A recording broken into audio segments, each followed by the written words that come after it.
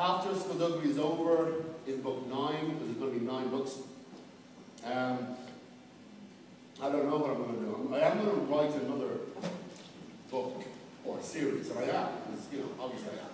But I don't know what it's going to kind of be. Whatever it is, it'll have to entertain me the same way that Skullduggery has, and that won't be easy, because Skullduggery has magic and horror and crime and adventure and fantasy and everything thrown in. So whatever my next thing is, it'll have to be the same, you know, it'll have to entertain me as much. But I don't know what it's kind of be. You?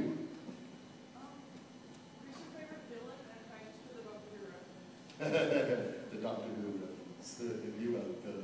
I pretty much put in, if you read back over the books, you will find references and lines from Doctor Who, from The Princess Bride, from Monty Python, from comics and movies that I love, and songs that I love. So it basically means that people like me, people who like the same kind of things that I like, will be able to read over and go, ah, you make a reference to this, ah, yeah, that's a line from this, you know, so they know what inspired me.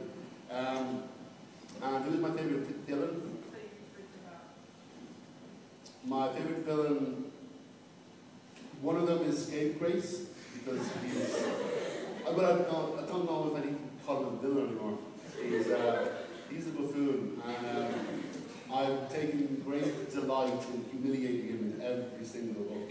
You know, first he was an idiot, then he was a buffoon, then I killed him. That's why I back as a zombie. Then I had bits falling off him, and I burned him. Then really bits were really starting to fall off. Then he was a head in a jar. And as we won't spoil anything, but at the end of this book, things just go from bad to worse for us. So yeah, that's just the music. But my favourite character, villain to write about that isn't a complete moron is probably Darkess. And Darkess, I didn't think I would enjoy her so much, but the sheer delight she gets from using her power, from destroying things and people, it's lovely. It's really pure and innocent. You know, I know she's killing people and she's exploding heads, but my God, she does it in such an innocent way, and that's really nice to be able to do. You know, and you know, I mean, how can you not love a character that gets her head pulled off and puts it back together? Family-friendly fun. Okay, last question. Who has the best last question? Remember, please keep in mind, I do this a lot. We have time for one last question. And we go, okay, you better have the last question. And there was one boy in London 3 years ago, and he was straight. He was hopping up and down and see, and his head was going bright red. I go, are you sure you have the best last question? Yes, because everyone around you wants to ask that, but I have the best one. Are you sure? Because if you don't have the best one, they're going to kill you. I go, I have the best last question. Okay, what is your question? What's your favorite cheese? A boy was never seen from again. He just like completely like disappeared under a mountain of angry people. Okay, in the corner.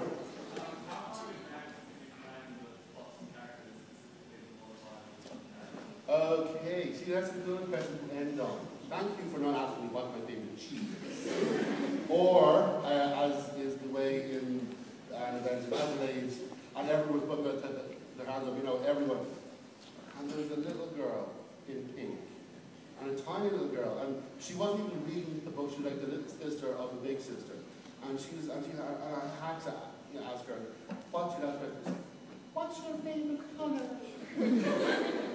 So I had to lie and say pink, and she just smiled. And she was never seen from again. Your question, however, was, okay, how far in advance do I plan the big plot twists? Pretty much from the very start. I knew the Valkyrie thing, I knew the Vile thing, and I'm not a big fan of what is called foreshadowing. If you look at the Star Wars prequels, okay, every single line is a foreshadow. You know, like Obi-Wan says to Anakin, you'll be the death of me. And the audience goes, oh, because we will. And I'm not a fan of foreshadowing because it's a writer shoving his omnipotence, his knowledge into the story and artificially creating situations.